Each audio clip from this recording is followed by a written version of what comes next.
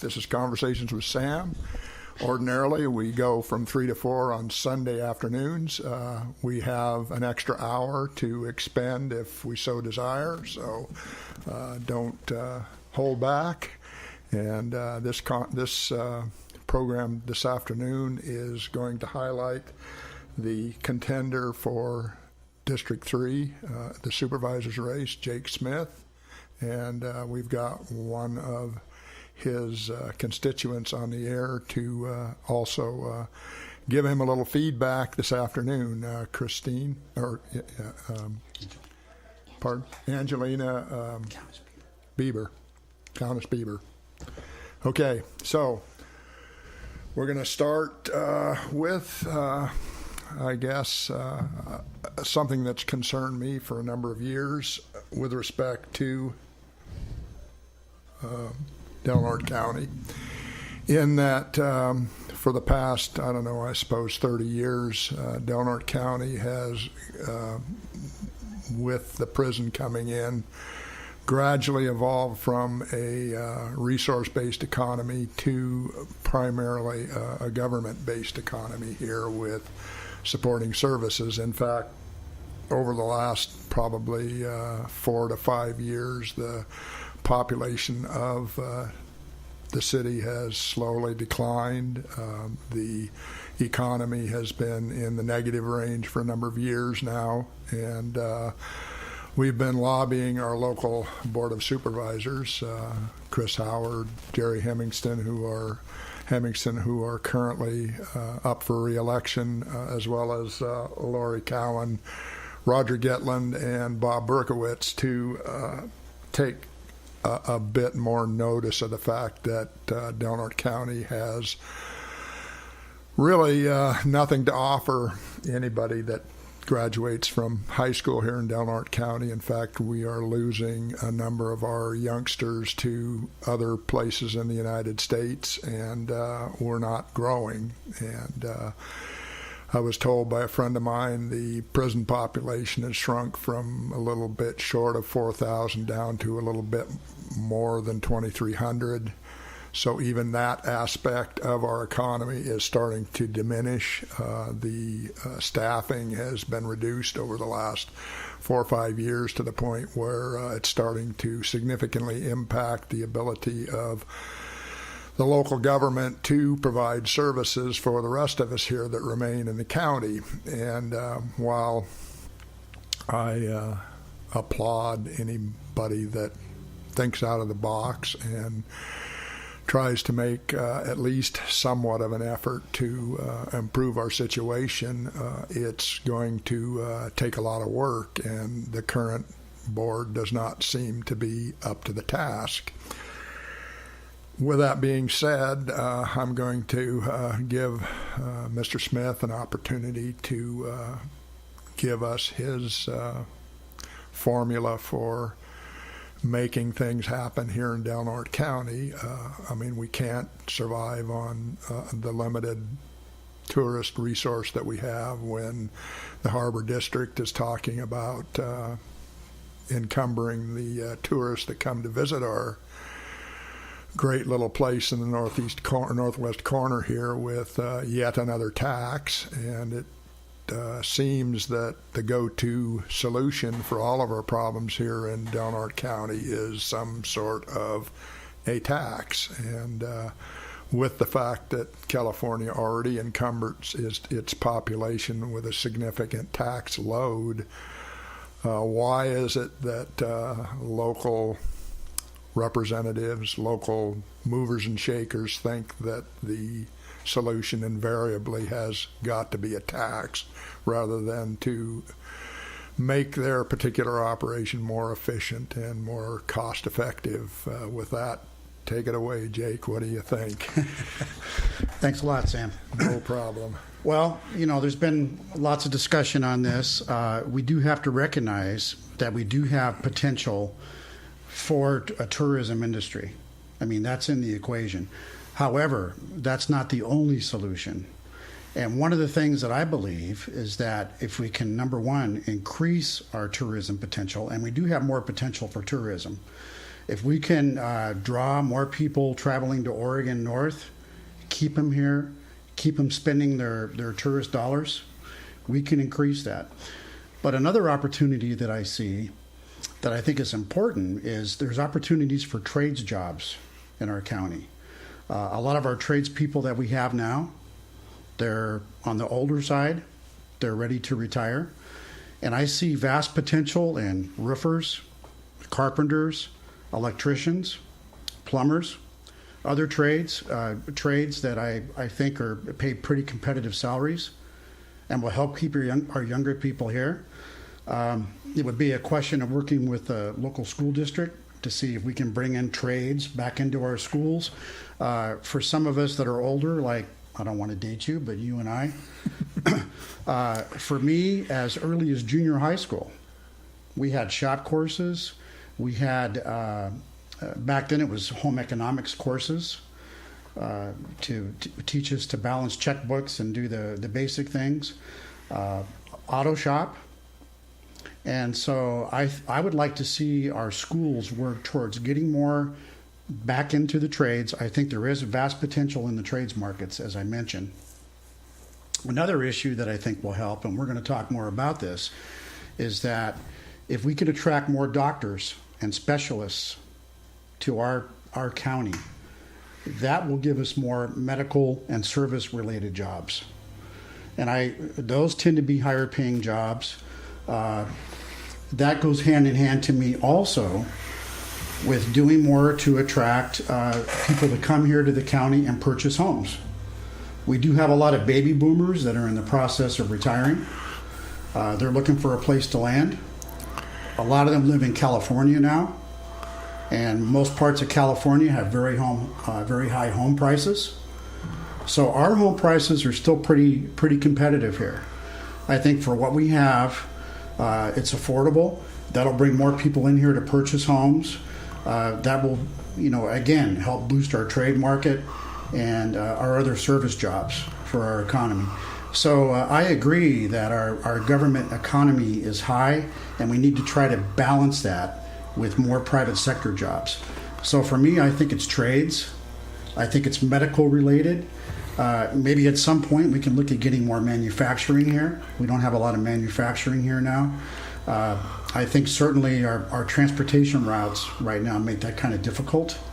But if we can get last chance grade squared away, maybe make some improvements on 199, get more trucking in here, that might help us with more higher paying manufacturing jobs. May I interrupt for a second? Sure. Here? When I look at the population here in Del Norte County, and I see that, generally speaking, there's a vast number of people here locally that probably earn, probably less than $20,000 a year, which makes living here a real challenge for a number of people. When I first came to the county 40 years ago, that wasn't the case, even though we were based on a resource-based economy where it tended to be more or less seasonal. People still, managed to earn a fairly comfortable living, and there was a fair amount of activity that went on above and beyond what the typical government sector provides here. In fact, the government sector in no way, in any shape, was representative of what exists now. It was much smaller, much tidier, cost the community much less. Granted, we didn't have a lot of the state coming in and telling us that we had certain problems that we needed to deal with. That seems to have been something of more recent nature. But the thing about it is, we've done a complete flip-flop where we used to have, a fairly heavily populated area where people made a substantial living and they weren't getting rich, but they were doing very well. Now we have basically 50% or better of the population that simply exists and juggles, bill with another bill, as opposed to, being able to pay both bills at the same time. So how is it we're going to, kind of retransform that economy when, we had the tourist economy here before. Granted, it was part-time like it is now, but we also had a whole lot of other things that were able to occupy, particularly young people in this community that, quite frankly, don't exist or are, a dying. We rebuilt the harbor. We rebuilt the harbor not with the intent of supporting the commercial fishing industry, but with the thought in mind of being able to attract, sport people up here with yachts and things of that nature, which I thought was a really silly thing to do, because at that point the commercial fishing industry was one of the big money earners here in the community. Well, regulation has pretty much made that dwindle. In addition to the way they went about redoing the harbor, we now have a harbor that looks beautiful, but it's half empty. And the solution that's been brought up by the commission is not to trim the expenses and be more efficient, but to go looking for more money. And yet we still see them making positively silly moves with respect to how they spend their money currently, the money that they do have. So, what's the answer there? I mean, I can understand the idea that tourism is a potential moneymaker. I mean, I've seen it in various other towns around the country and, in Europe and North Africa. But, usually there's a community that goes along with it that's attractive and, kind of cutesy. And Del Norte County basically is a rather blasé, something that was constructed in the late 60s, early 70s, and there's no pizzazz there. There's no real old town. There's no real, glue that holds people's interest. There's no real attractions here other than Ocean World and the Trees of Mystery. It costs more to stay here in all facets of the game: gasoline, groceries, you name it. It costs more to be a tourist here in Del Norte County. What's going to keep them here as opposed to going 20 miles north? Or staying 20 miles north rather than coming here? I mean, that truly affects us dramatically. And if you're going to have the harbor raise the current bed tax and the RV park tax, I mean, that's going to encourage more people, maybe not initially, but more people to stay out of here, out of California. I mean, California isn't growing on the basis of people that have money. It's growing on the basis of people who don't have money. They're coming because it's attractive to the as opposed to other states in the country. Angelina, you have something to say. Well, because you guys are talking about retaining people. Well, I'm in that generation. I mean, our generation is frustrated, and a lot of us left for several years, went to college, left, worked for a while somewhere else, came home. And the more things change around this community, the more it stays the same. And these ideas sound they sound great, but when it comes down to it, we have two governing bodies that are excessively spending money and throwing a lot of regulations on the community to build businesses and to keep them going.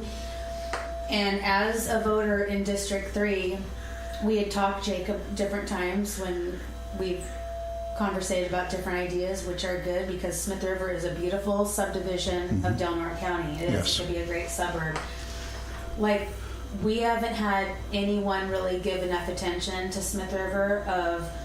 We have an empty grocery store. There's supposed to be a fire department that's building. I don't know when that is. And across the street is the vacated landing restaurant that used to be a hopping place. Mm-hmm. And I think they got regulated out. I'm not really sure the story, but nobody can launch a business.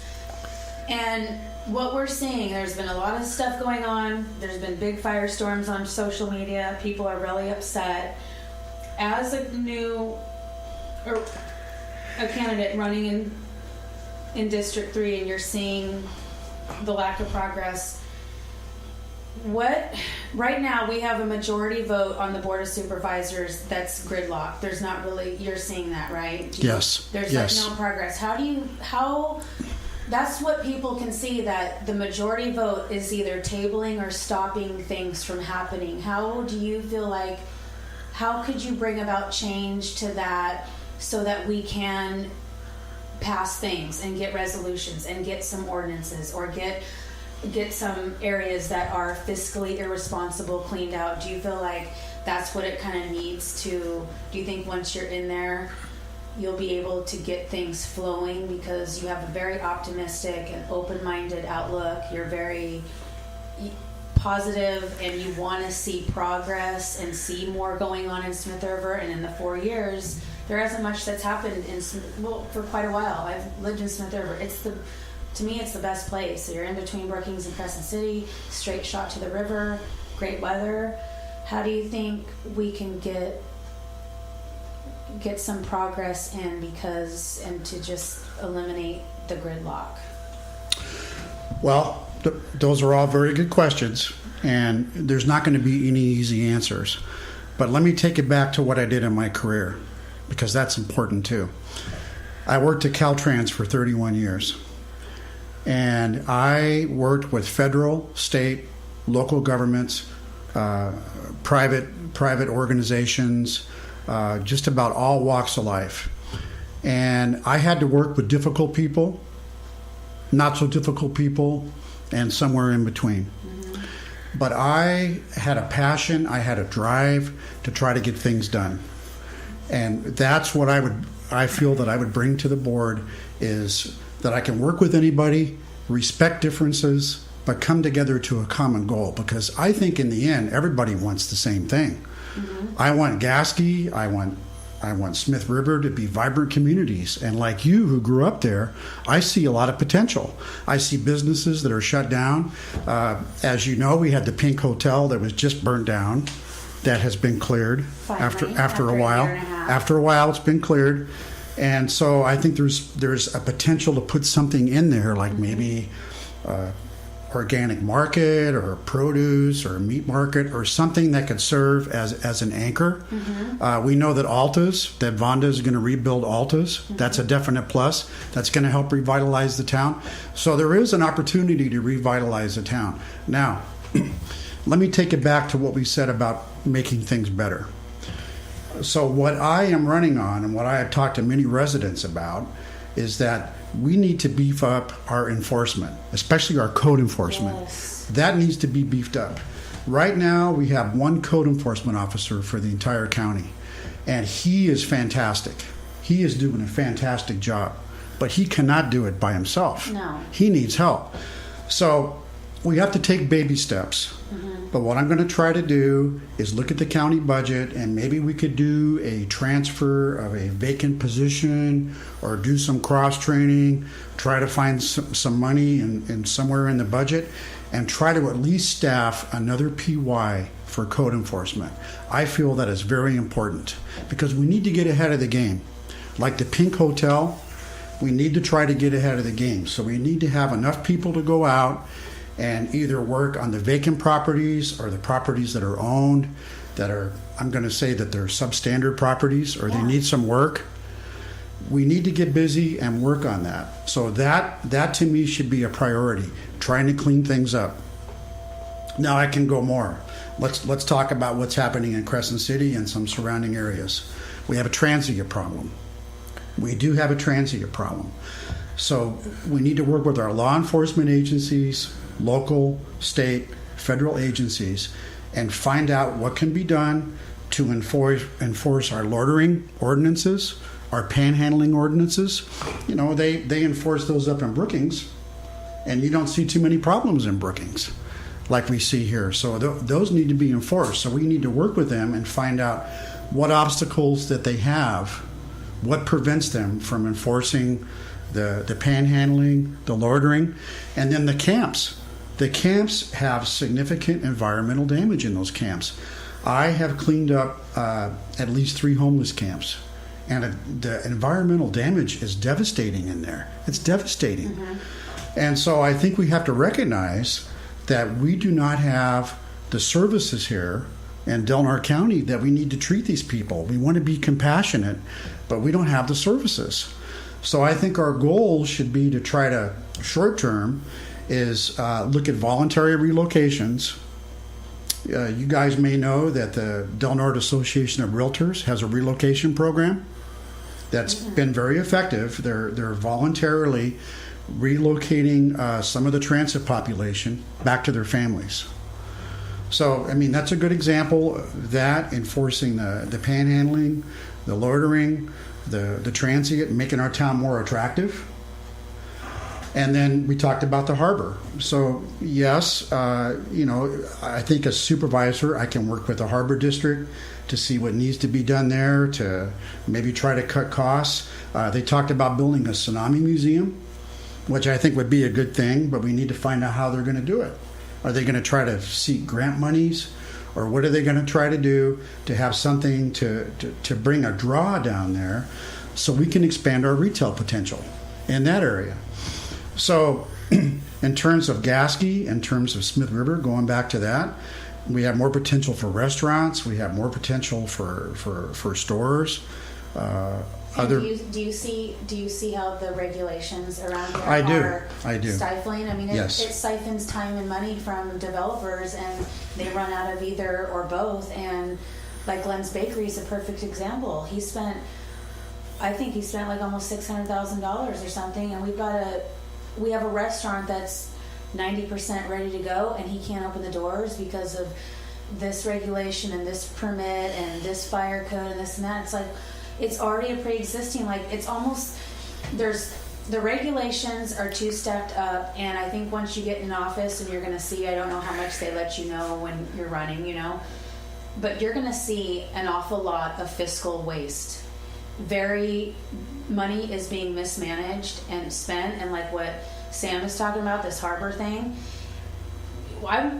it's like 8 years of Obama indoctrinated people to like, well, we ran out of money. Let's go and get more money from the taxpayers. This is a socialistic mentality of like, oh, we ran out of money. Let's go get more. Let's tax them some more. We are negative. I just looked it up. It's very important for people to remember this. Like during our Obama administration, the country's GDP didn't get higher than 2.1. Now we're approaching 4%. I think it's like 3.94 or something, which is exponentially improving with Trump being in office only a year and a half. Crescent City is the second poorest county, or Del Norte is the second poorest county in the state. It's minus 2.69 from the Cal-Ed Journal of 2017. We're treading backwards, people. We're walking backwards in our economic growth. We're not growing. We're regressing. Yeah, like I say. That's like you've been saying, but it's all basically negative 3 points backwards. Yes. And stripping regulations. You're going to see cutting financial waste. There is a lot of money being spent in departments, and there's a lot of abuse of power that's going on. I'm not going to mention names, but there is a lot of money that's there that's being mismanaged, abused, misappropriated on an exponential level, and I think the city and county are both guilty of that. And the city is in charge of the harbor district. Is that correct? Am I right? No, they have their own separate commission. Yes. They're in what, in arrears? How much is this loan? What is it? 2.65. Well, the original loan was $4.5 million. The original loan. Yeah, the original loan. The original estimate for recreating the harbor was around 45 to 50 million. They ended up spending nearly 90 million, of which fortunately the harbor was only responsible for the original 10%, which is 4.5 million. They paid some of it down. The problem being, of course, is that, the gigantic problem is that Crescent City is the one harbor along the west coast where you can get in and out of in almost any kind of weather. Yeah. Yes. So from a commercial fishing standpoint, it's ideal. We should be as full as possible. Every slip should be filled. Mm-hmm. The problem being, of course, when they rebuilt the harbor, they rebuilt it with the idea in mind that they were going to fill a substantial amount of the slips up with yachts from Southern California or from Marin or whatever. They don't fit typical commercial boats. The commercial fishing boats are generally wider and longer. So consequently, people who used to be able to fit in the smaller slips at a much less cost now have to rent either a larger slip at a higher cost. They now have to pay for water and electricity. All of the facilities down there are designed around being pretty rather than being substantial and bulletproof. So they're constantly having to replace and repair things down there, which, you know, should have never been put in place down there in the first place. The riprap wall was designed so that it looked pretty. All of the rocks were lined up by size rather than the general contractor advised them as to how to build the wall. They went against the general contractor, so consequently about half the riprap wall on the bottom is out underneath the boats in the harbor because it wasn't installed correctly. It was all designed around being pretty and being, you know, cute and beautiful. We could be making a lot of money through our harbor if it was full. You know, with they wouldn't have a having problem. Small cruise lines coming in. We should have more shops and activities down there. I mean, look at Brookings Harbor, and it's not as open as ours. Our harbor has way more potential. It does, yeah. And we have potential for retail. We talked about that. The museum. What about the fairgrounds? Pardon me for interrupting. Sure. But the fairgrounds, there are a lot of buildings out there that literally have, you know, they're very, very underutilized, and we pay a small percentage of the sales tax to fund that nonsense out there. When if we had a you know, some sort of a CEO out there that was more inclined to utilize those facilities in the wintertime when you can't do things outside, but yet tourists can come if you've got something for them to do and some place for them to do it in. Right. Which the fairgrounds scene to me would be an ideal place. Yes, and the cultural center. We also have the cultural center, and that's vacant a lot of the time. So you're right. We could sponsor more activities that are when the tourists visit that are tourist related. Seashell show. I'm just going to throw something out there. Something that there might a driftwood show. Something there might be interest in, and try to have that coordinated to be a bigger draw. I totally agree. And, you know, we have to recognize we live in California, and you're right, we're definitely overregulated. We have special districts that, as supervisor, I can work with, but really can't control their budgets or what they do. Right. The best I can do is work with them, advise them, talk to them, be a resource for them. But our fire districts, our water districts, our harbor district, our healthcare district, they're independent bodies. So the role we can serve is being more proactive, working with them, find out what we can do to cut some of the red tape, because you're right, there's a ton of red tape. And we have coastal commission issues too, which I still scratch my head about, like a lot of us do. I'm thinking, why do we have to do all this with the coastal commission? So that gets back to working with our state legislators. You know, and I think that goes hand in hand with trying to get along with people. We don't have to agree on everything, but try to find common ground. Try to lobby for our best interest about what we can do to try to cut the red tape. Try to make it better for businesses to come in here, and then along with our code enforcement, try to do things to continuously work on trying to shut down the blighted buildings if we need to. You know, try to make things more safe, more stable for investment. But it's going to take a long effort. It's taken decades for us to get to the point where we're at now.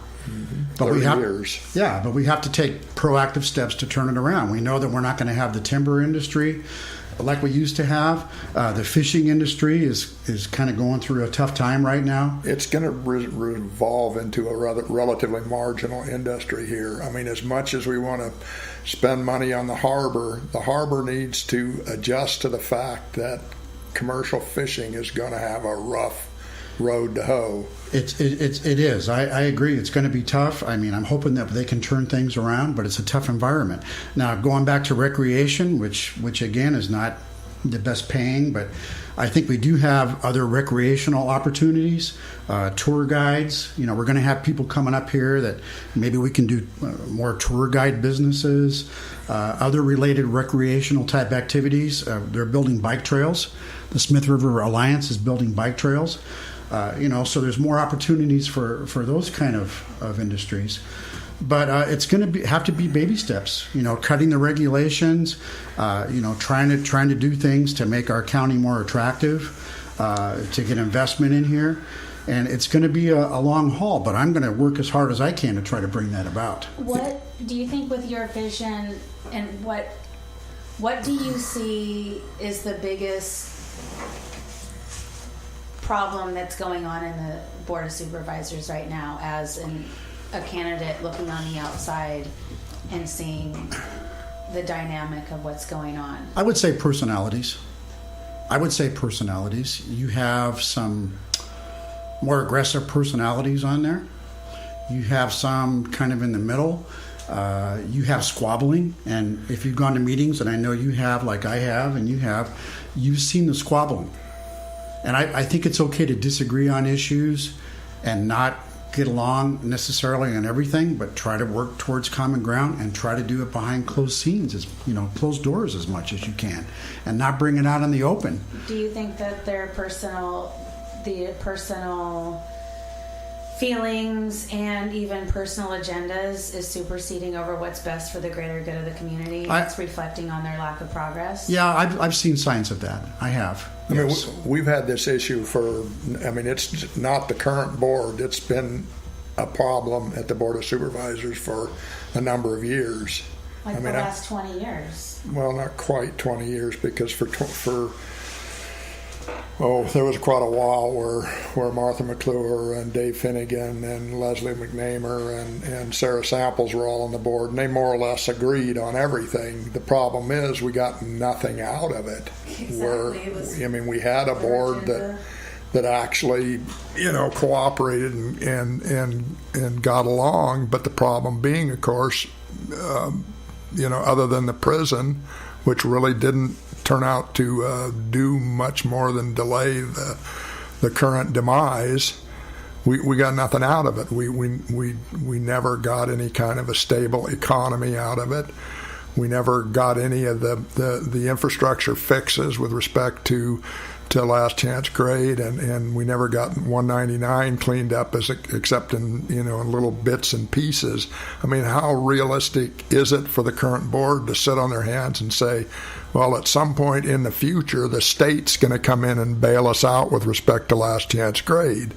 And, in 20 years, how much more is that fix going to cost?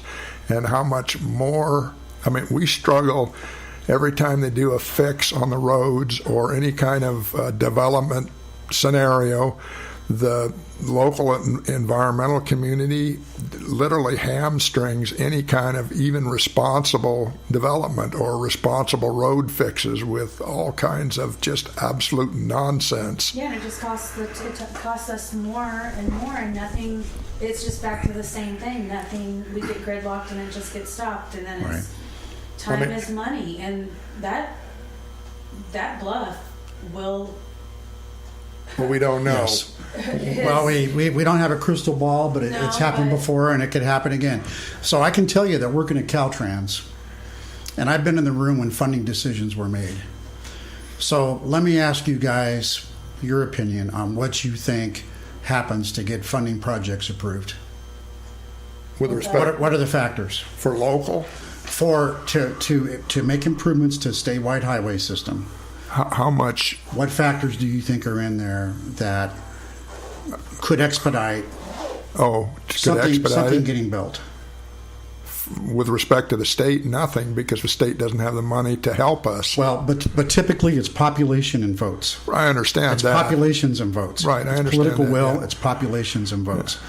So not that it's not important to us, it is important. But even if the state had the money to fix everything in the state, yes, they quite frankly don't. Yes. And so because we're building high-speed rail. I think no. I think we can. Where there's a will, there's a way. I think if we had a board that was cohesive and we worked with Caltrans, I think we could write, now that we have an administration that actually listens to the people, I think if you really got loud about it and wrote letters, we could, this is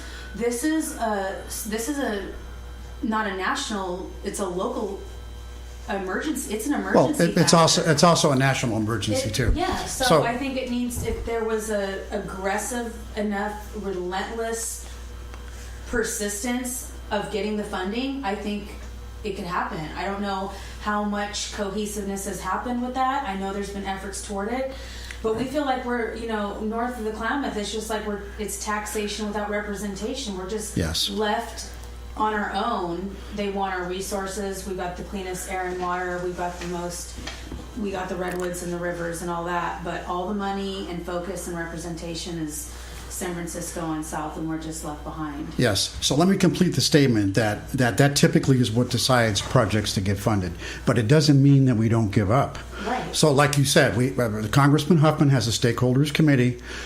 Environmentalists are on there, local governments are on there, tribal governments are on there, businesses are on there. So it's a nice cross section. So that certainly is an opportunity. The congressman has been out here. He's seen the road. He agrees that the road's in bad shape. So, of course, some of the burden is on Washington to submit a bill to try to get it funded. So, yes, we can aggressively keep after them, keep it in the public eye, make sure that they're doing what they can to try to secure funding to get that thing built, because it does need to be built. Now, in the meantime, and this kind of puts a Band-Aid on it, but in the meantime, they are spending money to try to stabilize the existing road. Not that that's the end-all, be-all, but Caltrans is spending millions and millions of dollars to try to stabilize the existing road. Yeah, $35 million last year. Yes. Not that that's going to be the end-all, be-all, but at least something is being done to try to stabilize that road and make it better. And they're working down. We took a hike up there one day. We're hikers, and we took a hiking trip up there, and we looked at what Caltrans is doing. And so Caltrans is doing as much as they can right now to try to stabilize that existing road. Plus, they have real-time monitoring for slides. They're trying to do what they can to try to get something done until we can get this road built. Now, in the meantime, it's not just waiting for the standard transportation money, but if there's other monies out there that can help us get this thing built, then we should try to write letters of support to try to get money that's out there. President Trump at one time was talking about some special infrastructure money that he wanted to float out there. So maybe we could look at that. Try to get some other funding opportunities, try to get the thing funded. But we certainly don't give up on it. Do you think with you've got a long track record with Caltrans that your leverage with that department, you could lobby, influence with people that that know other people to. Yes. That's a long time to be with Caltrans. I've been at Caltrans a long time. I've worked on projects such as this to try to get funding. I understand how the funding works. I understand how FHWA, that's the Federal Highway Administration, how they work and what needs to be done. And that's one of the things that I could definitely bring to the situation, is using my Caltrans experience to try to secure funding. Absolutely.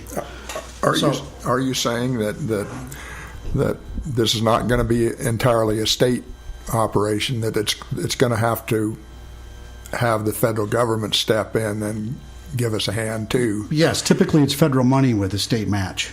Okay. So the state contributes a match, and then typically it was 80-20. Is that going to require you or people from the Board of Supervisors to go back to Washington, D.C. and lobby back there? Can we do it here locally, or? Well, I think of a phone call, working with people on a phone call can get a lot done.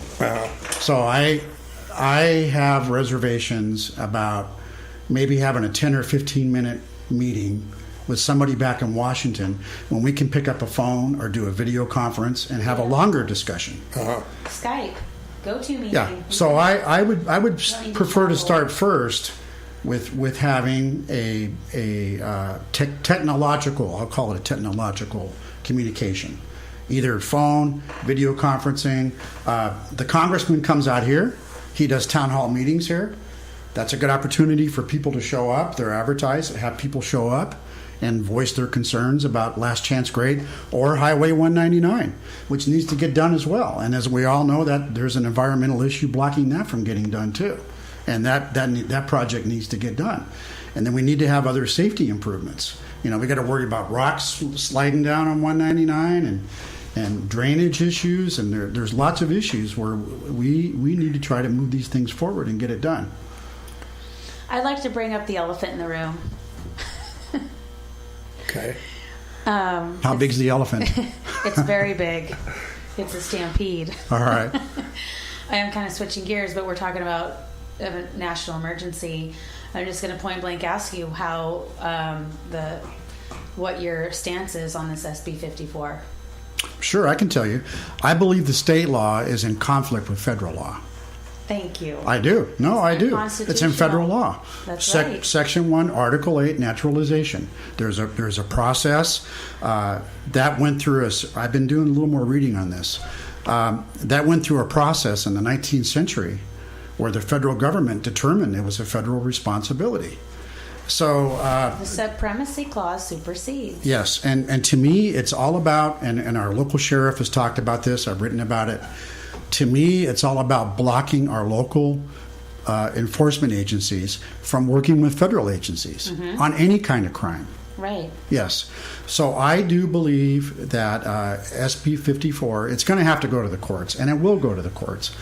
I would like to see the board, either through a legally approved statement or resolution, join other California cities and counties and say that we support getting this to the courts as soon as possible, with an amicus brief possibly, to get it through the courts and get it decided. Now, if I had a crystal ball, I'm going to say the district courts are probably not going to rule in favor of the feds. It's probably going to go to the Supreme Court. This is a real test for the Supreme Court. And frankly, I think if it gets to the court, I think the court will uphold that immigration is a federal responsibility. Right, and that's why, this has kind of been my pet project. I've become kind of an activist about this SB 54.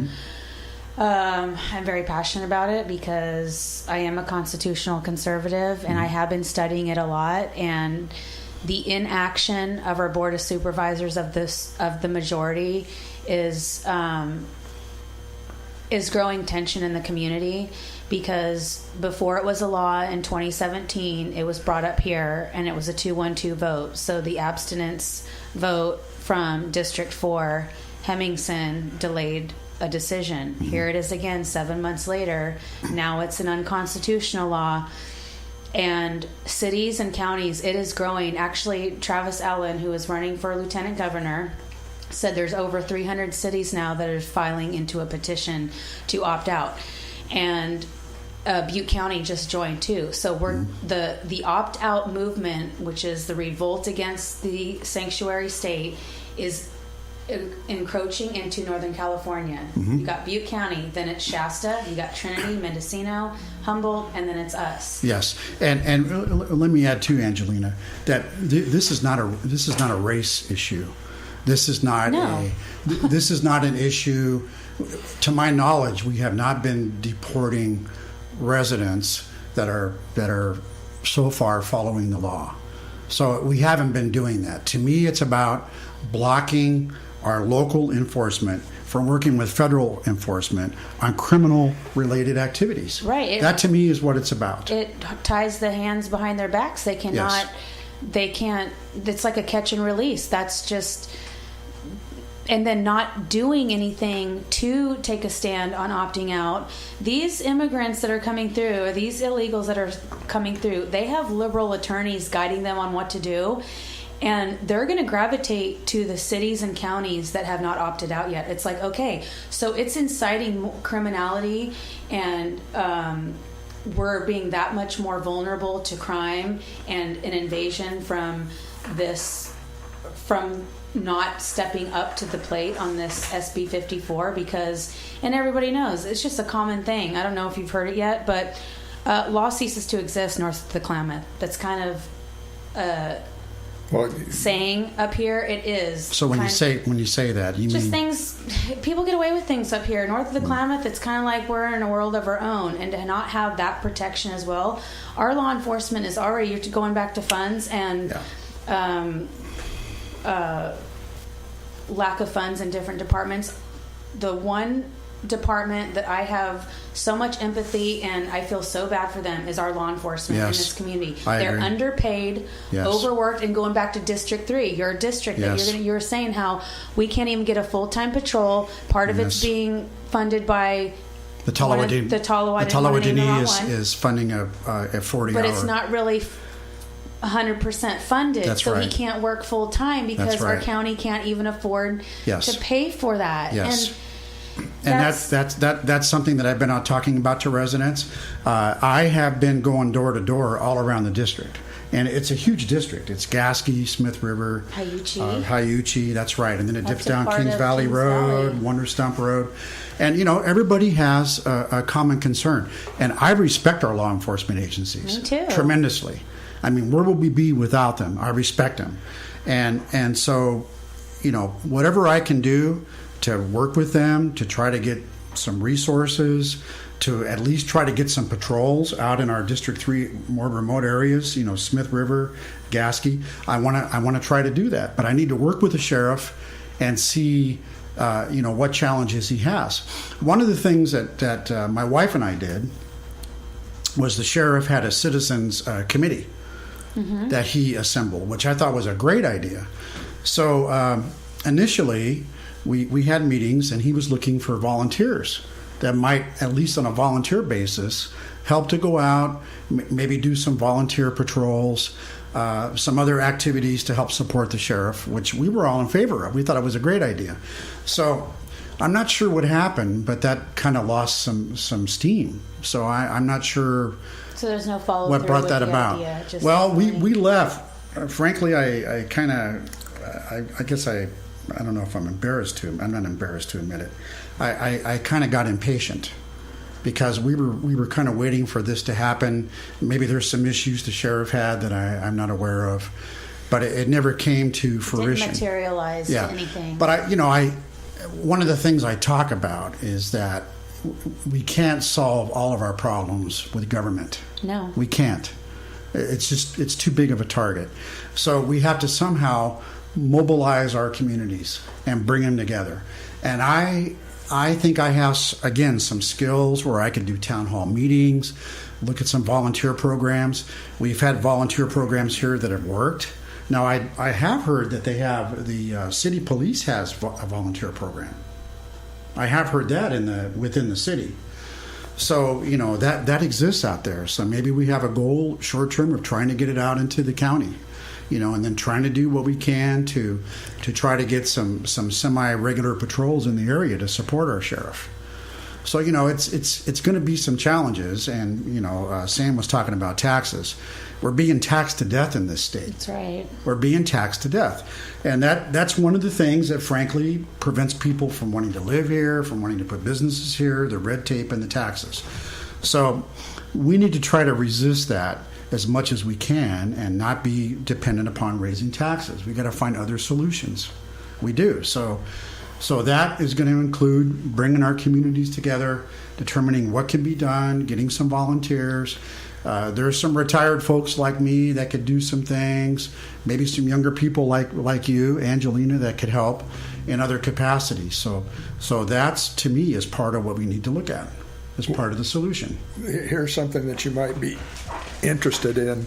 My son, for a brief period of time, my youngest son, worked for the sheriff's department in the jail. During the course of the time that he worked there, there was no one that knew how to operate or check for illegal status of people that they arrested. So when they brought people into the jail, typically there was no effort to check their status, whether they were illegal or illegal. There was no database they could access to find There is a database, but the sheriff's personnel could not get through the computer process to check for. So was it forgive me. Training is what needs to occur. I like to ask a lot of questions. Yeah. Forgive me.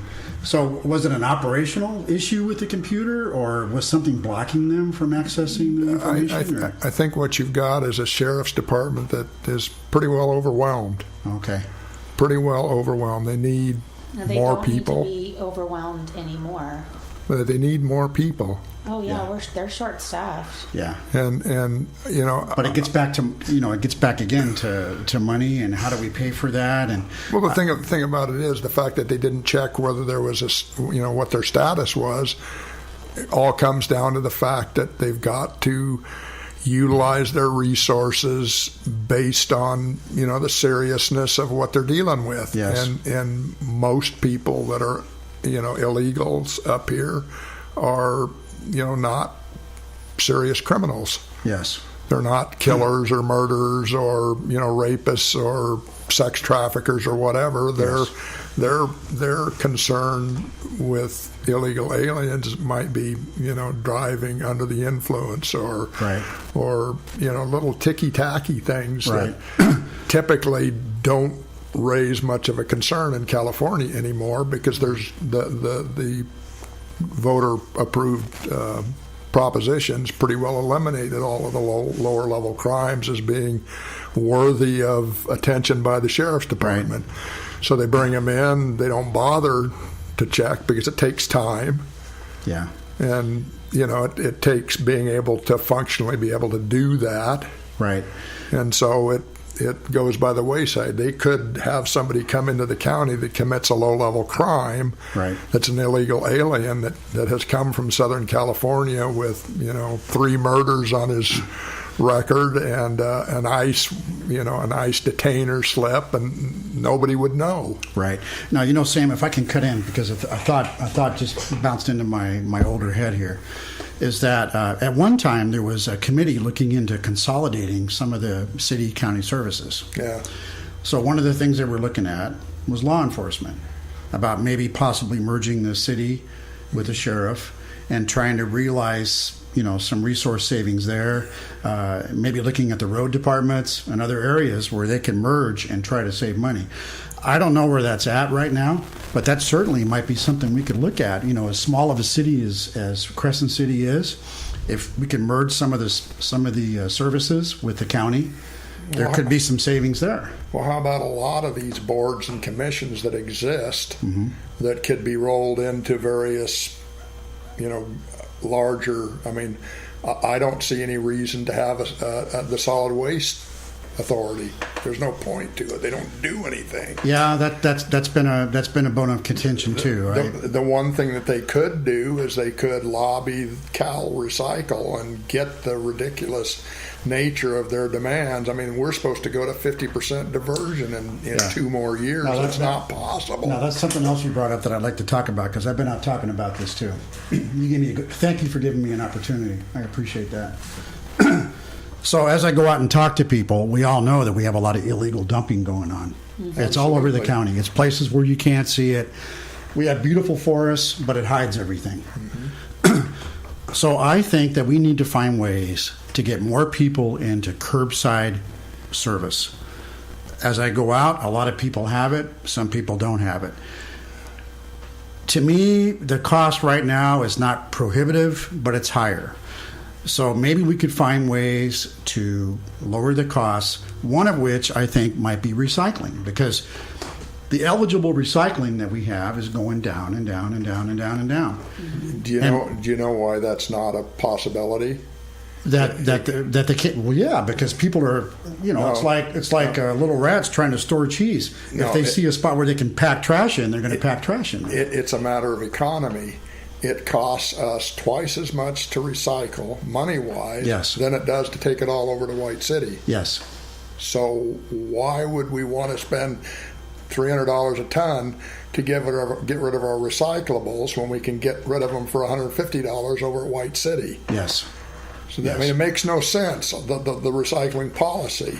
Well, I think we need to come to the conclusion that we have goals that are going to be hard to reach. Right. What I would offer I'm going to throw this out there, is a pilot program where we have recycling centers for those that are passionate. My wife is very passionate with recycling. We can't afford it. Well, but maybe have either bins or recycling, and then the curbside service have a pilot program where we don't do the curbside recycling. We just do the waste. Yeah. And maybe that might bring the price down to say, I think we're paying, I don't pay the bills. I think she said our bill's about $30 a month for a large can. Yeah. Yeah. So maybe try to get it down to 20 or 25 and then get more people on curbside service, because to me, it's easier for people to throw stuff in their can at their house than it is for them to drive it out to the forest to dump it. That takes more work. So let's make it easier for them. And then we could offer more large item pickup services like mattresses, chairs, other things where people could could put stuff out and get it picked up and try to make it easier to prevent that. That all costs money. Well, it does, but if we can address the recycling component and try to get the price down for curbside, I think that would be a step in the right direction. And so that's you're what I'm saying, talking though, you about. said something about Del Norte solid waste. There's no means for it. So you're saying like it might be a good idea to dissolve that whole. Yeah, there's no Dissolve reason. it. Well, Is that what typically you're in more areas, I believe the county's responsible for. Right. I mean, yes. the county board of supervisors Yes. shirked their duty back in the 90s when the state came in and said you can't have this landfill out here because it's a catastrophe waiting to happen. Right. Of course, we're paying fines on that dump site out there every year, thousands of dollars, Yeah. which makes absolutely no sense to me. Why, it hasn't caused a single health problem in the county. Mm-hmm. It hasn't caused a single safety issue in the county. It hasn't contaminated seriously anything that's of any use to the citizens of the county, but yet we're bound by a state regulation that says we can't have a landfill here on the coast. And so we pay, I think the last time I checked, it was something like $70,000 or $80,000 what the fine is that we're still paying. And how long are we going to have to pay that fine before the state finally decides that, there's no issue out there? Right. I mean, it's irresponsible for the state to say, do something about your landfill and then think that the county's not going to do anything about it. Right. I mean, what logic is there in that regard? It's not logical. You're right.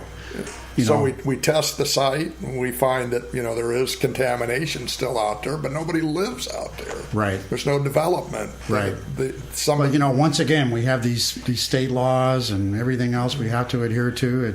It's confining. We have to find ways to try to cut the red tape. But we all agree this state has changed to me dramatically, having been an old guy, and I'm a native of California.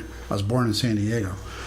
That this state, I would say, and maybe Sam, maybe you might agree, I would say as recently as the past 20, 35, 40 years has changed dramatically, maybe even sooner than that. The last 12 maybe has really maybe been 20. a sharp decline. Maybe 20. We don't have checks and balances in our government. We tend to only have one party in power. Yeah. So we don't have any checks and balances. The legislature, there's no checks and balances for tax measures or SB 54 or anything else. We don't have the checks and balances. So we need to try to. I hope that all parties agree that it's healthy to have checks and balances in our government. We need to have that. We need to have it on the board. We need to have it in the legislature. We need to have it in Congress. We need to have checks and balances. That's what the framers had envisioned when they set everything up, was we have checks and balances, and we need to have that. And with the state, unfortunately, we don't have it now. Well, that's why this election cycle is extremely critical, not only for the country but California. We are in trouble. We were the Golden State. I mean, we have the highest immigration. We have the highest poverty, homelessness up here in the North area. I think we're the second poorest county. We have the highest levels of welfare, teenage pregnancy. We are stunted in education, morality, spirituality. Our state is broken. And, people can say what they want, but thank God Trump won, because you know what? He is cleaning up corruption. He is unapologetically defending the U.S. Constitution. He is weeding out the corruption from the top, and it's starting to come down to the bottom. So as we're seeing it here, if this election in California has to turn, I'm sorry to say it, it has to turn red. And people think, oh, it's not going to happen. The Democrats have all this money. But I'm sorry. There's a momentum going on that a lot of people don't understand. And everyone thinks like, oh, you just social media. Well, you know what? This president is masterful in social media. Everyone thinks his tweets are crazy, careless. No, they're not. They are very calculated statements every single day that are linked to exactly what's going on. And his movement has inspired and motivated the patriots of this country. What was his motto? It was like, we're going to win. You get out there and fight. We're going to take back our country. Make we're not America going to great again. That's right. Mm-hmm. And there is a ticket right now in California. It's called the New Republican ticket. You got Aaron Cruz running for Senate. You've got Travis Allen. Just clean, out of the box, unattached, not tied to establishment corrupt money. It's all for love of country, defending our borders, defend the U.S. Constitution, less government, less regulation, respect and honor our veterans and law enforcement. And I'll tell you what, this wave happens and we successfully get, because it goes back to what you're saying about checks and balances. Mm-hmm. We get conservatives and patriots back in office in California. It's gonna line right up with the Trump administration, and you're gonna see how much easier it is for your job to be done here on the local level. We've seen it. I wrote an article, 2 weeks ago at Crescent City Times. This is before all this stuff transpired. It's like everything is connected. I wrote an article regarding SB 54 after the first meeting I went to, and I said it was called Corruption from the Inside Out. And the more I've been studying and getting involved and speaking with the Republican committee and working with activists in Crescent City, we are seeing how much of 8 years of Obama and the lawlessness and complete defiance of our U.S. Constitution, what following the law for him, what was right was wrong, what's wrong is right, and we finally have someone that's turning that around. And that mentality has literally trickled all the way down to the smallest tentacles, to the local level, and I'm seeing it. Just helping with our Republican Party, speaking with people like you and people in this community. There's a lot of people that can't go to meetings. They've got kids, 3 and 4 kids, working jobs, daycare, this and that. But thank goodness for internet that people can watch the meetings. But sometimes it takes actually going and using our voices. You can only be an internet warrior so long, and then you got to show up, show out, and use your voice. Yes. And I really think I believe it, because I'm very much involved. It's not just Facebook. It's Twitter and the other social media platforms. The patriots of this country, and I hope I reach out to them. I feel like I can feel it through this microphone. The patriots of this country are awake. They know what's going on, and they're not taking it anymore. We were plagued with liberalism for 38 years in this country, of the appeasement, brainwashing everybody to just accept. All the while, they're basically fundamentally transforming our country from a capitalist-free society, wanting to go to a socialistic society. And it doesn't work, and we're seeing it in California, and the patriots are saying enough. They're standing up for it and saying, no, this is our turn, this is our time. Liberalism has ruined California. It's ruined our country. And people here in this community, they're tired of it. They feel like this board of supervisors and the city council, they have an attitude that they feel like we should answer to them. No, government is to answer to the people and serve the people for the greater good. And it has become such a self-serving, opportunistic venture of political gain, of global trotting, financial advancement, and they completely negate the agenda, which is to serve we the people and do what is best for the greater good, reduce spending, promote businesses, capitalism, jobs, safety, and welfare. And it's become this, like, you go to a meeting and they act like they're doing us the favor and act like they don't even want to listen to us, or like we don't care. And we're saying enough is enough. Yeah. And Sam invited me again here today, and I feel like it was another opportunity. And I don't want to get religious on everybody, but today in church, when things just align like when you pray and things happen, like you meet somebody and then that connects to another opportunity. That's crazy. Stop. Is that what you're talking about? Yeah. Today in the sermon, I'm just going to make it quick, that the priest, I'm Catholic, and the priest went off today for the first time. He's pretty cool.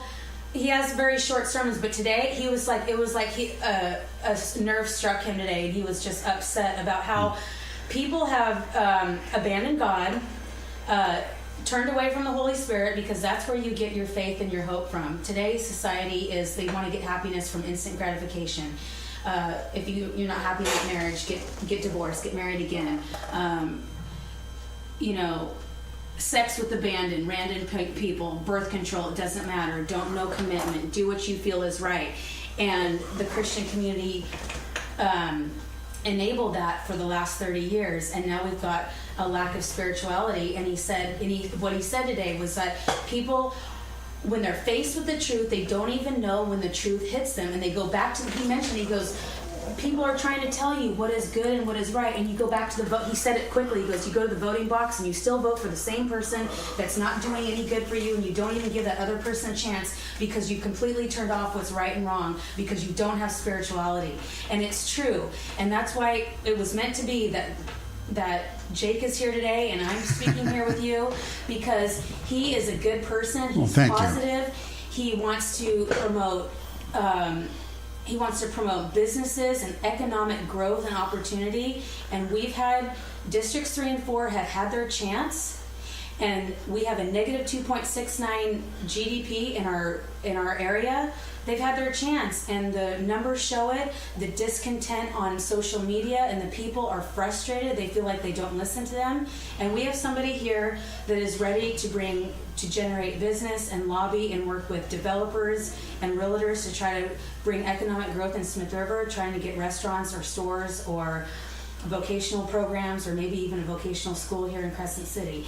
Has experience with Caltrans to work with Last Chance Great. He's inspired, he's energized, and he's easy to work with. And I think the stigma needs to be broken, and try and give fresh perspective, inspiration, motivation to a new person that wants to make Del Norte a better place. And when someone runs for office and you're seeing the same thing, and you feel, and the people, not everybody has the gumption to get up in front and talk to somebody, or they don't have the means to go to a meeting, and they can't say, so they say stuff on social media, and it's like, hey, you know what, we're tired of this. Like, we feel like they're just spending money. Our town is broke. It looks disgusting. It's not fun here. It's almost embarrassing to come here because there's no businesses. And the young people, I'm young, but not as young as like other people. I'm in 40, and we've got 20-something-year-olds and 30-something-year-olds living here, and they're like, we want to see, can we just have a couple cool restaurants and bring back a disco store and a fun place to go and beautified streets, and not homelessness people and transients on every single corner? Why is this so hard? Can't we get Front Street paved so it's not like Frog's Wild Ride going down Main Street of Crescent City, and there's vacant buildings and blight and debris in different places, and RVs parked in parking lots of businesses? It's just like there's no code enforcement, there's no consistency on aesthetics and building and infrastructure, and the young people are so frustrated. They're just like, they're mad. They feel like their voices are not heard, and that the government here, the council, city council, and board of supervisors don't acknowledge the people's voice. And it's the people who put them in office. It is the people who pay their paychecks. And you know what? It's time to have the attitude turn around and have somebody in office that listens to the people and hears what they're saying and make it happen. Well, thank you, Angelina. I appreciate that. Sorry, I was just, you know what? It was like, that's my American spirit coming out. I can feel that the was patriots listening to this, and they're like, yes. That was good. Well, you know, and this is my first foray into politics. I thought about this a lot. I thought about it a lot. I said, can we do better? It's your calling. Well, I don't know, maybe it's going to kill me. I don't know, but I'm going to try. You know, I haven't talked much about my background. So, Well, is there time for me to talk about? oh yeah, we got plenty of time. Do we? What I'd like to preface it with is I see a lot of comments in the variety of places that you're a new guy here. Mm-hmm. Yes. And 6 years. And when I first came here to this county 40 some odd years ago, yes, you get that. And you're probably still in. I'm trying to figure out. I've had that. And when do you become a veteran? I don't know. I mean, I first came to this county when I was 2 years old. I wasn't born here. Wow. And I've lived here for the past 40 years continuously. I've raised 3 children, and yet, there's this. Unless you are an old family. Right. You got the proper name that, generations of you have lived here. Right. I guess you always will be a new person. Well, and it's always good to respect that. I mean, going out, I've been to hundreds of homes. But to automatically dismiss you because you're a new person, that's what really drives me crazy. So, at what point? And, I mean, it isn't like who are you? I don't do as much social media as Angelina does. In fact, I probably don't do as much as I should, but I get out. And what I have done, I love talking to people. I love talking and I love listening. I talk and I listen. So people talk about charities, and I give to charities, and I'm sure you guys do too. But my real cause, is the working people that we have in this county. And some of them are working 2 or 3 jobs. We talked about, service jobs. They're working 2 or 3 jobs, and they have dreams. They have dreams that they want to realize. They want to go back to school. They want to get in higher paying industries. We have a lot of good people here that I've talked to that want to do that. But of course they have concerns. They have concerns about safety. They have concerns about their kids going to school. And, I hear all these things and I listen. So I've been good about getting around to, the entire community. We go to meetings, we go to functions, we go to a lot of things. And I've talked to a lot of people. And a lot of things that I want to do are within people's concerns. They want to have better paying jobs. Again, they want to feel safe. They want to feel safe traveling down the road. And so, yes, I've only been here 6 years, but I feel like I probably packed about 20 years into it. I really do, because I've been out, traveling. Now I've been out throughout the district in my campaign, going to every area. And you see there's a lot of common ground there. There's a lot of common ground. A lot of people want the same things. They want to have shopping options. Again, they want to feel safe. They worry about the house falling down, the vacant house across from them. So you see a lot of common themes. And I've had very few people actually. Maybe I've had a couple tell me that, well, you're a newcomer and you don't know. But I've also had several tell me that, Jake, this looks pretty good. If you want to try to do this, it looks pretty good, and we can support that. So, thank you for your support. And then, I think it's important that people know about me and maybe how I grew up and what I've done in my life, if I have time. Oh, yeah, keep going. Okay, so I just want to say that I am a native San Diegan. I was born in San Diego, so I'm a native Californian. And my parents came from other parts. My father came from Pennsylvania, my mother from Texas. They were both high school dropouts, both of them. So my father tended to have, and my mother tended to have menial jobs. And their goal for us growing up was just for us to get out of high school, try to graduate high school, and try to get a job. That's how I grew up. So when I was about 14 or 15, it was time for me to get a job. I was still going to high school. It was time for me to get a job and do things to get things for myself. That's how I was raised. If you want something for yourself, Jake, you're going to have to work for it and get it. Mm-hmm. Which, there's nothing wrong with that. Mm-hmm. There's nothing wrong with that. So I started out doing, some construction jobs, painting for real estate companies, doing some fix-up work.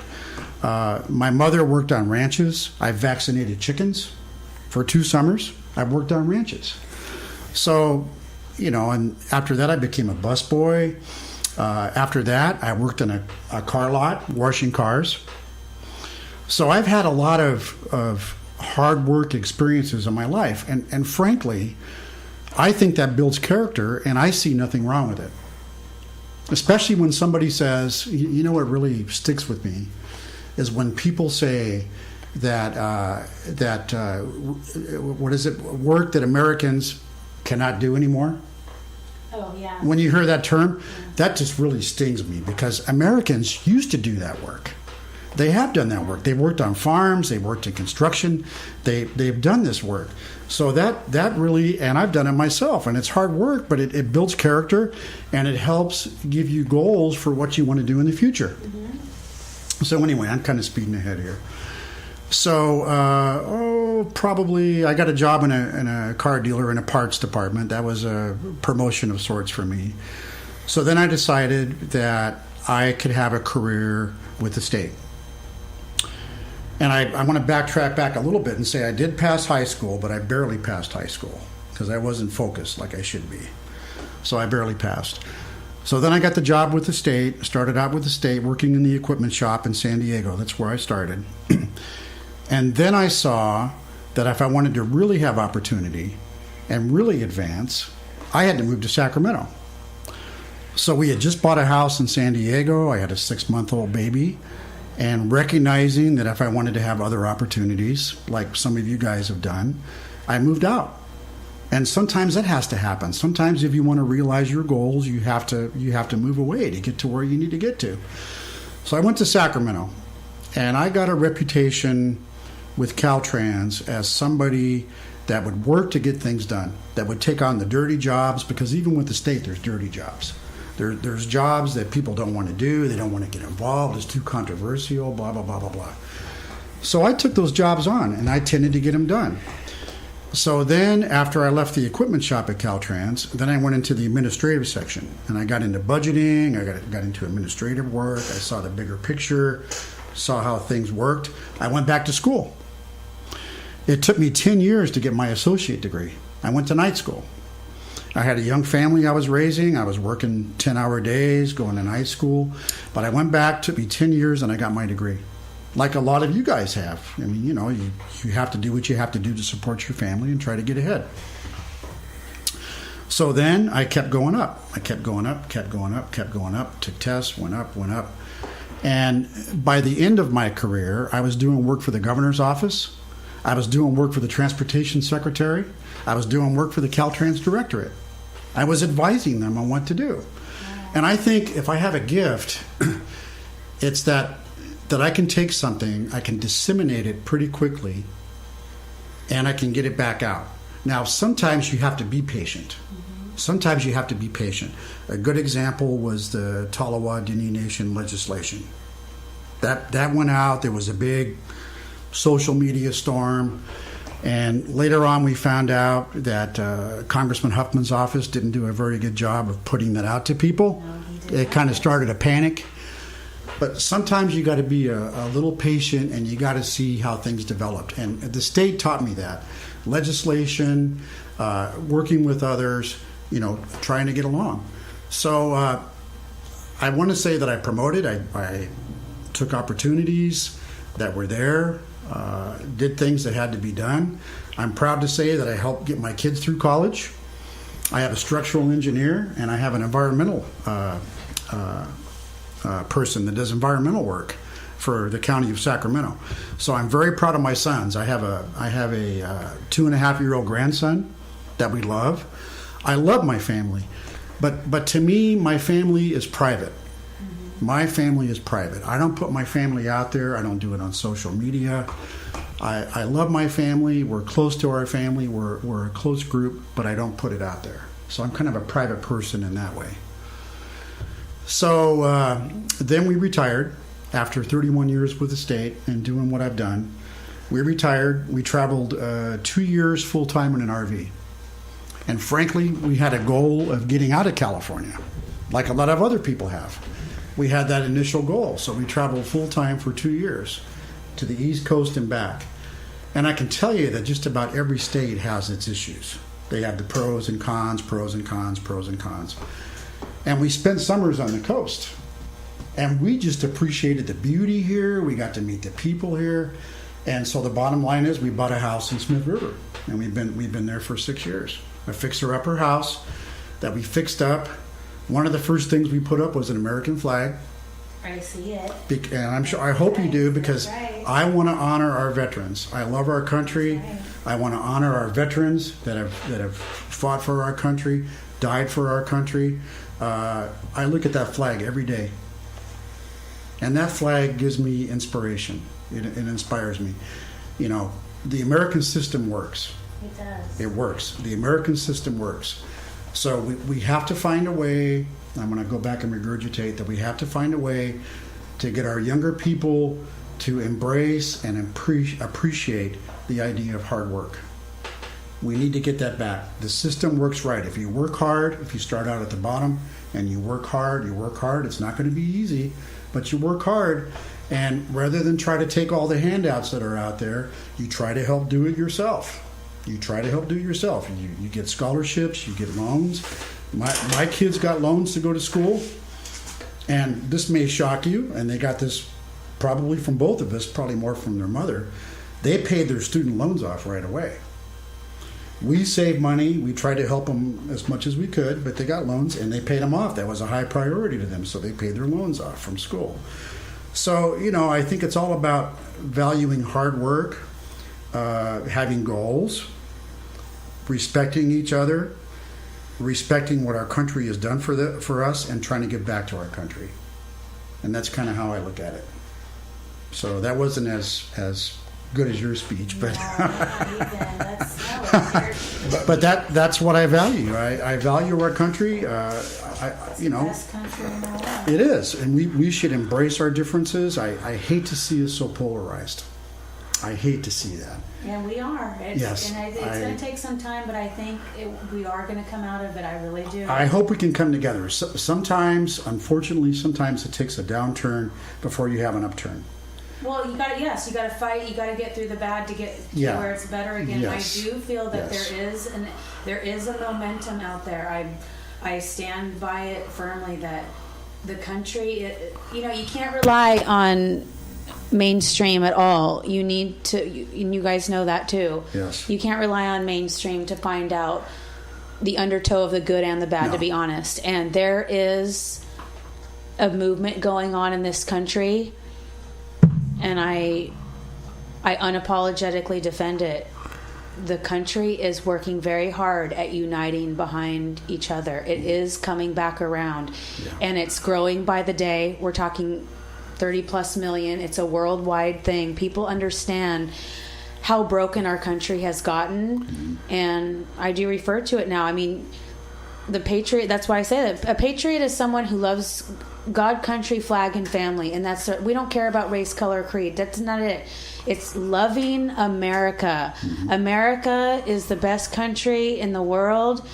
Her founding principles and our Constitution. There's only two books or two documents or however sources of information, living, breathing pieces of information that you need, and you can't go wrong with them when you defend it. That's the good book and the Constitution. And when you unapologetically defend those, you can't go wrong.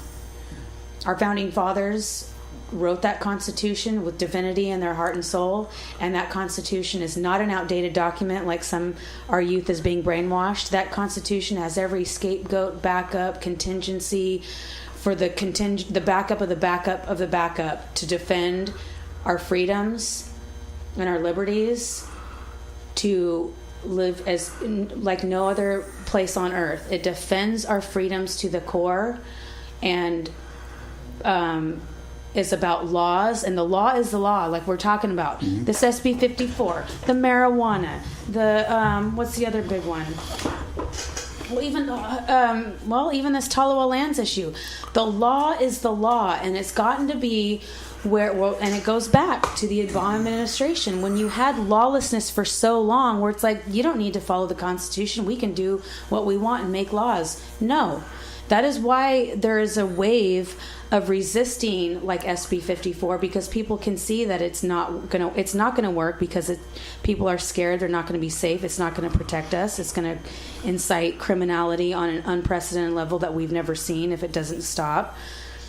That laws that have been passed by corrupt politicians that defied the Constitution on the onset will not succeed under this administration, because he defends the Constitution, and to bring back law and order and checks and balances is going to take some time, but we are moving forward. He is making progress. We are a big country.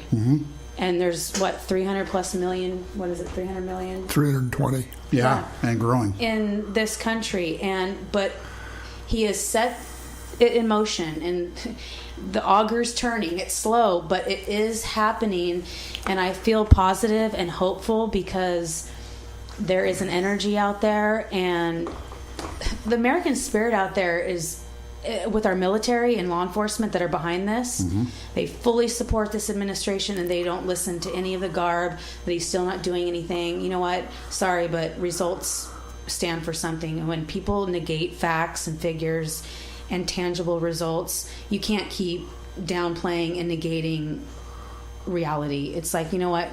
You need to start getting into reality and get away from your illusion that this isn't working, because it is. Yeah. And you have that support, and I think when you win, Thank you. and get in there and move and shake around, and you have that, because it does matter when you have an administration that's aligned with bringing back right and wrong and lawfulness, defending the Constitution, and you see what's not working here because there's been things that are not lawful and constitutional. Yes. You have the energy in your favor, you have the motion in your favor, and with your values and your drive and vision to propagate prosperity and safety in this community, you are going to succeed. Well, thank you. And I appreciate I'm excited for you. I think it's getting close. What is it? Today is the 20th? I got to tell you, though, to me, it seems like it's been 16. going on forever. It's 16 days is a long time. It's been in earnest. It's been in earnest since January. I want to go on to say that I, for the most part, have funded and paid for my whole campaign, except for I'm proud to receive the endorsement of the Del Norte County Republican Party. I appreciate that, and they have given me an in-kind postage contribution. Otherwise, I have pretty much paid for everything myself. That was important to me. I don't have the big money, but I've been out talking to people. Everybody gets a brochure. I try to communicate with people the best way I can. But it was important to me that I not be obligated to anybody in any way. So that's why I did what I did. So I'm just very happy that I was able to get out and talk to people and talk about the issues and find out what's important to them. And I appreciate everybody that has given me support. It means a lot to me. So thank you. Do you think the voting, the energy of getting to the voting polls this year in your district is high? Do you feel like they know how important it is to vote and get out there? And that's a good question. That's a good question. I haven't seen high passion. I have talked to people that have already voted. It's an off year. It's a governor year. Hopefully, with what you said, maybe if people want to vote in the primary to try to get a Republican, nominee on the ballot. But I'm not sensing real high anticipation from the voters. We do. Well, I was going to say the term limit measure is in November, so we don't have that. Oh, that's right. It's not in the June. Yeah, that'll be in the November ballot, as will the Harbor TOT. Wait. The term limits. Measure A. It's on the ballot. Oh no! I'm sorry. Yes, that's what I thought. I'm sorry. It is on the ballot. Forgive me. I mean, there's a lot of complaint about that surely the actual election process is equivalent to the fact that there needs to be term limits, and I can go either way on that, but the problem we have here locally is in so many cases we don't have a choice for different people who run for office. True. There's just one person. True.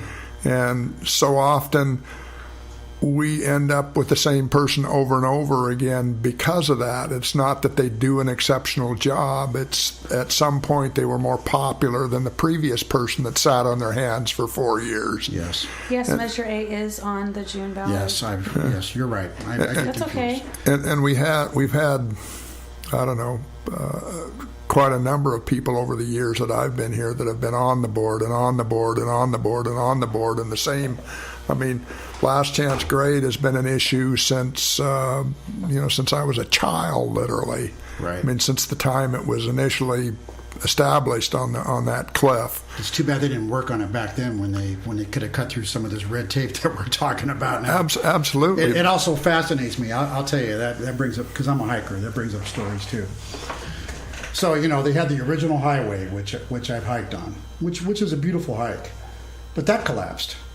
So in their wisdom, and then they have the old wagon road, which really goes up where they want to put the bypass now. Right. So they have the old wagon road. So the pioneers were not foolish. So they probably figured out earlier on where a good place to put the wagon road up was. So the only conclusion that I can draw, if they built the newer highway that we have now, not that far from the old highway, they must have wanted to keep giving the tourists the Redwood Ocean experience. And which is why they put it where they did instead of running it up over the old wagon road, which might have been safer. That's all I can figure is they wanted to keep it where it was for the tourist experience. I don't know, because the ground was just as unstable there as it was where they had it before. Yeah, right? I mean it's fascinating when you go down further south. And if you were to take, go across where the old bridge was and then go along where 101 used to be, yes, along the cliffs south of Klamath, right, you see the same kind of evolution with, yes, with the road where it's collapsed, yes, in a number of places. Yes. And so down there, they made the obvious decision to move the road inland substantially. Right. And there's no particular issue there. Well, they had the mill up there, too. That might have been a factor. I don't know. The fact that the mill was up there earlier on, that they went around the... Well, there was, yeah. It's hard to say. To tell. Yeah, it's unfortunate. It's too bad. Of course, we feel bad for Mr. Strindberg's parents, going off of that. That's a terrible tragedy. But why at that point didn't they consider doing something? That would have been a it? good time. Yeah, I mean, that it's just unbelievable. It's unfortunate. I mean, it is what it is, and now we have to do what we can to try to get it done. But it's just a tougher climate. But I mean, it seems like we have the issue with the road. Yeah.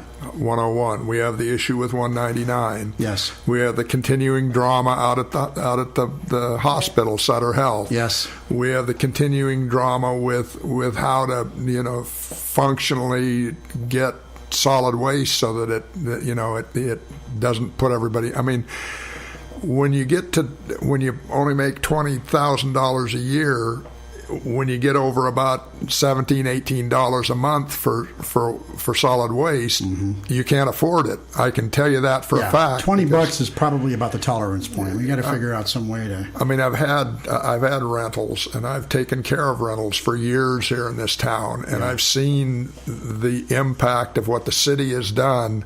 I mean, the water and the sewer bill now makes it almost impossible or very difficult to rent a place in the city because, I mean, the other day I had a young man who's homeless. He's living out in a ratty old trailer that his brother has on a piece of property on the end of Old Mill Road. Mm-hmm. He would like to have a place of his own.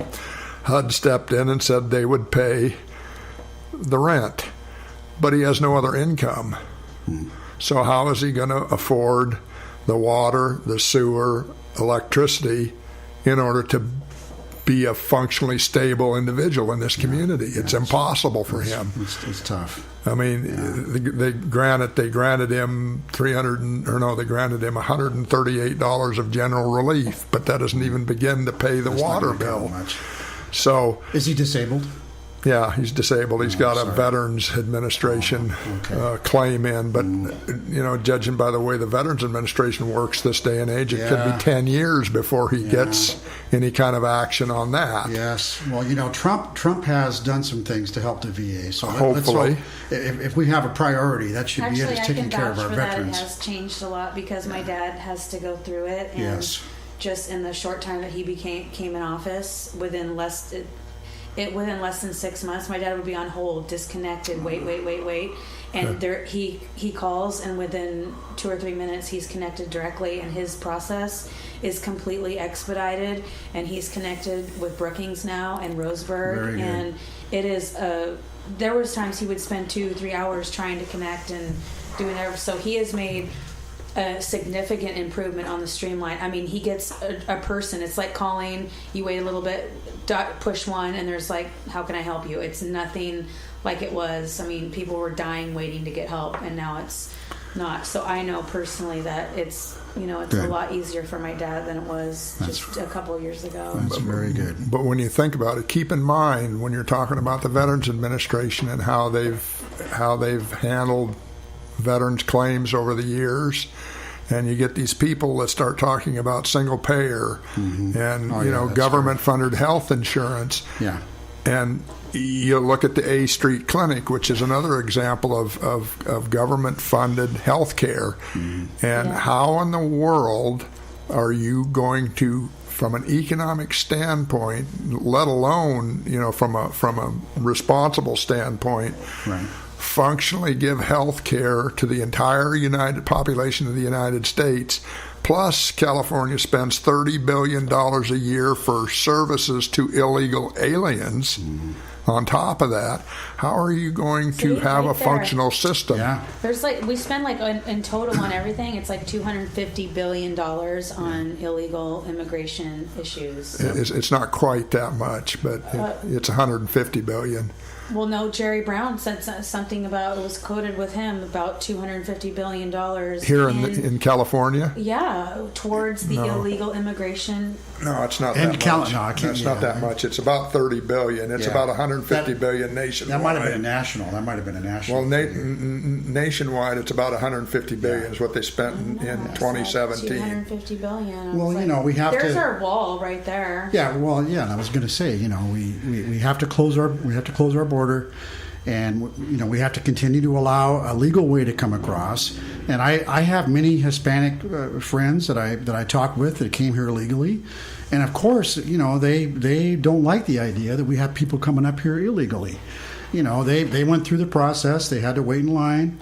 That's right. Legitimately, and they have concerns about that, so we need to take steps to take care of that. It's not about that we're not against immigration. This is more of an invasion. Well, we were built on immigration. Do it legally. There's a process, and honor it and follow it. Yes. Wait in line and do the due diligence. It's not. No other country has open borders, and no other country lets anyone just flood in the way we have at all. Right. Are you finding any evidence of any kind of fear in the Hispanic community in Smith River that we're told exists because of the possibility of Del Norte County passing a resolution opposed to SB 54? I'm not hearing anything about that. No, I'm not. Yeah, I was just curious because we had a literal mob come into one of the supervisors' meetings, and that was one of their main focuses, is that they felt that the Hispanic community that was, I'm not sure whether they were talking about illegals or legals, but about the fear they had, about the the fear that they wouldn't be as safe because SB 54 wasn't in place. And I just... How would they not be? Well, That doesn't make sense. Well, I don't understand that either. Yeah. But I think what I've heard is there may be a fear if they have to report somebody out. There may be a fear of reprisals. But I think the bottom line, I'd like to think it protects them as well. Yes. Because it's enabling law enforcement, local law enforcement, to work with the feds to try to address problems, and that's how we have to sell it. Mm-hmm. It's not a witch hunt for residents that we have that are obeying. Documented. Yeah. So, that's how I kind of see it. So I think it's just a matter of a and misperception. no one is going to get just thrown out. It's not like that here anyway. This is to prevent the ones that are just no vetting, no nothing, criminal background, illegal from the onset. You can't just, come in here in troves of people in caravans and dump over and think that that's... Well, Is that distinction clear to you that when you're talking to people in Smith River? Well, I'm not so sure. It probably depends. When I talk to the people I know, yes, they understand the distinction. But the others, I don't know. It could be. I mean, there was quite a mob. There was quite a mob that came to the school board or the Board of Supervisors meeting that basically their main thrust in opposing the resolution was that they felt that in particular the gal from First Five, Angela Galore, claimed that she had a father that was an illegal alien that brought 2 children that more than likely were legal residents because they were probably born here, but he was withdrawing the 2 children from First Five because he was worried that the Board of Supervisors was going to pass a resolution. Now, I don't know how realistic that statement was, because I don't know how, I mean, it was pretty clear to me, at least in the Board of Supervisors meeting, that the sheriff wasn't going to change the way he did business in this community, whether SB 54 existed or didn't exist, because he, quite frankly, didn't have the resources to be a backstop for ICE, and that confirms what I told you earlier, where when they arrest somebody, they don't check their status at the sheriff's station. That isn't on their priority list. Yeah. But it is going to change. That's kind of an obtuse answer, really, coming from a law enforcement, because it is going to change the dynamic. If it actually, when we get an influx of some kind, it's going to change how things happen when people that are completely illegal come here to escape wherever and that are not legally here. And if we got some influx of transients, and for him to say that it's not going to change, it will, because when it hits, they are going to be flooded, and they are going to be understaffed, and it's going to impact the way they handle things. And we're talking a different level of people coming up here. So for him to say that, I don't really agree with that, because they don't really know how it would impact if we don't put something in place that stops the sanctuary state law from. Well, all he's saying is that it hasn't changed the way he does business. Well, not yet. Not yet. And Right. and I agree with you in that respect, because if you don't check their status, and you don't, I mean, in a lot of cases, they don't even bother to check to see what crimes the person has committed. They're more concerned about what has happened here locally. That's Right. what they're trying to address. Yeah, and then they have, we talked about the resource issues, we talked about the jailing issues. There's a lot of things to consider, and I don't know enough from talking with the sheriff about what obstacles he has. We'd have to find out more about that. Yeah, I don't know whether he's aware of Yeah. what obstacles he has in his department. But going back to SB 54, I mean, to me, it's all about blocking the local enforcement agencies from working with the federal agencies on crime investigations. That's what it's about, and that's what people need to understand. It's criminal activity that we're trying to address here. I think it's a little bit different than just strictly criminal activity, because a lot of illegals come and they commit minor petty Crimes, criminal misdemeanor activity that really is not an issue here in California, because we've made it that way. Yeah. But what they're really trying to address, at least at the national level, is not the guy that's come and worked for 30 years for some company as a forklift operator, or the farm worker, and he's an illegal alien, and he's got a wife and 3 kids, and his record consists of shoplifting when he was 18 and a traffic violation. The concern that the national government it has is for this 30% of the illegal aliens that come into this country that commit pretty serious big time crime. Yes. It's not little ticky tacky, and I don't think that message has gotten across that we're not talking about throwing every illegal alien that's ever come across Well, the there's border. rumors, there's social media, and people have already kind of made up their own minds. Sometimes the facts don't necessarily always enter into it, But Well, I've been really interested in listening to this young man that comes that's a high school student. yeah, boy, that kid's sharp. Well, I don't think he's as sharp as Well, I he mean, thinks his views are a little, but he is articulate. He's very articulate. he is. Well, yeah, I don't know. What he says Did necessarily. they talk about immigration? No, they're talking No. about the economy. No, he's talking about the economy. Yeah, I don't think he Bitcoin, all kinds of good I stuff. was trying to tune in a little bit on the way to town because part of it wasn't coming in, and then after you get to Dr. Fine, it comes in. Yeah. It was kind of Yeah. foggy at the Well, beginning, but One of the first sessions that I sat in on for a few minutes, he said, I'm a leftist. I'm a Bernie Sanders leftist. I missed that part. And I'm thinking to myself, the kid is 18 years old. He's got literally no life experience.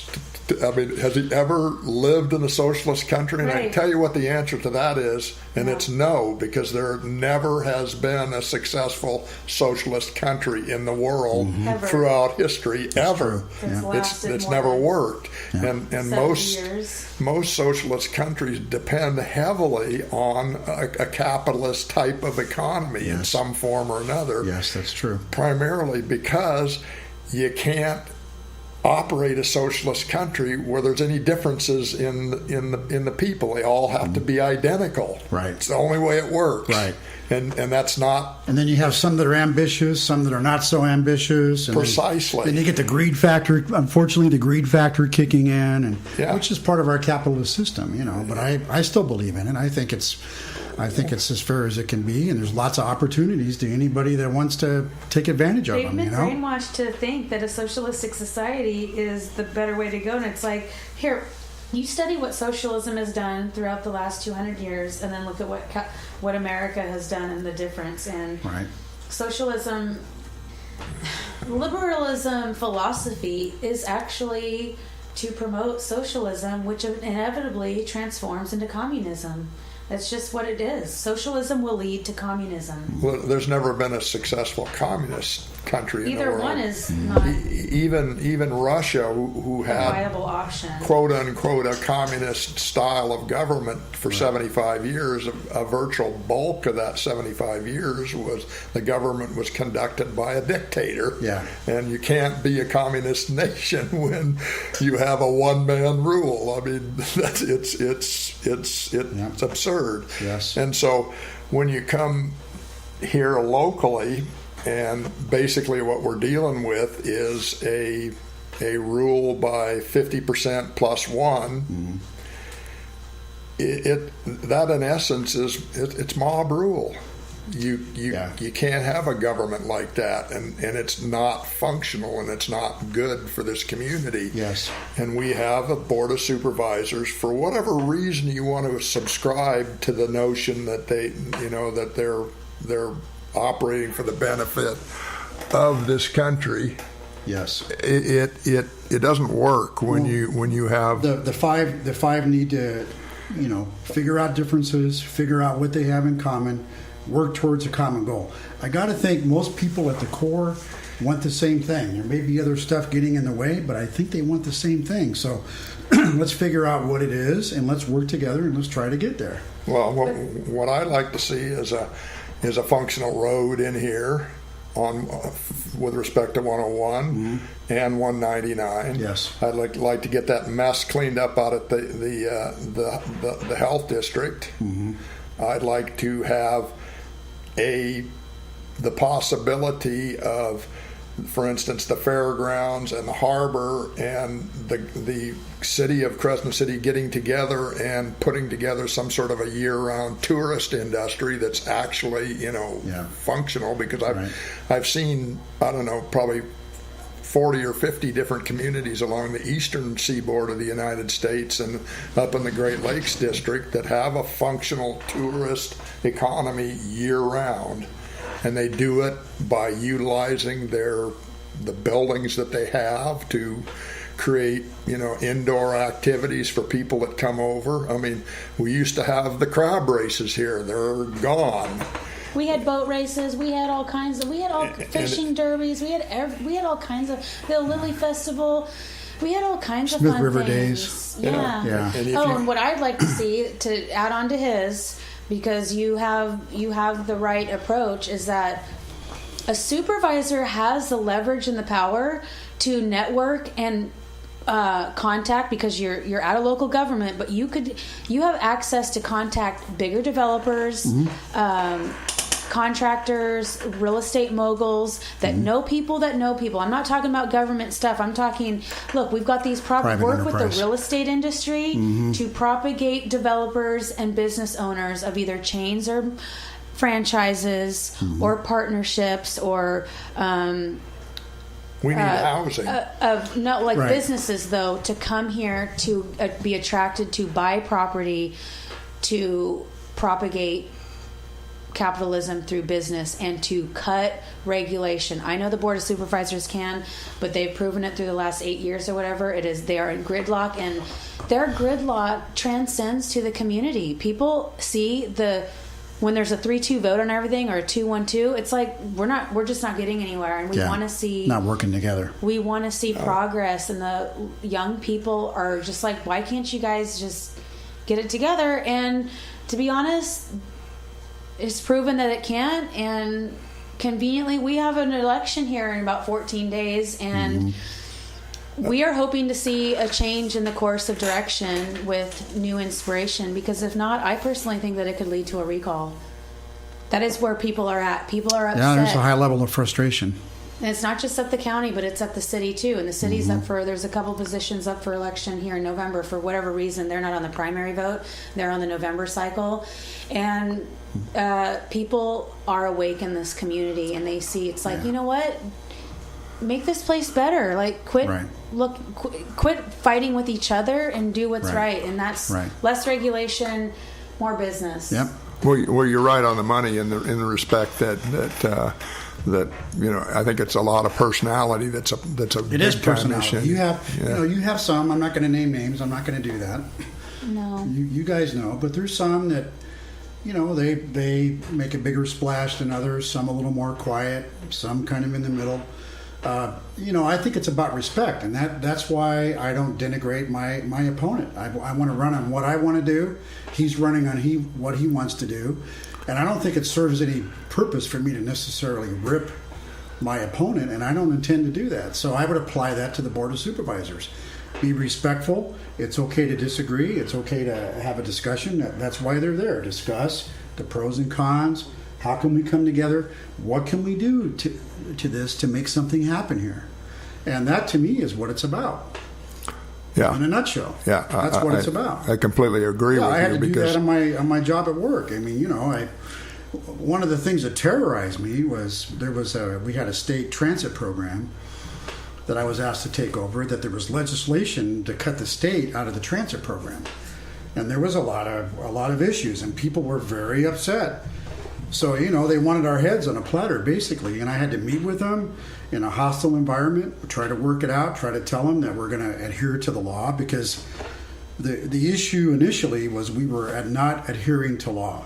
The state was overstepping their bounds, which the state tends to do. Sometimes they overstep their bounds. There's law, and there's overstepping bounds, and the state tends to do that. So we had to get back to just simply enforcing the law and try to calm these people down.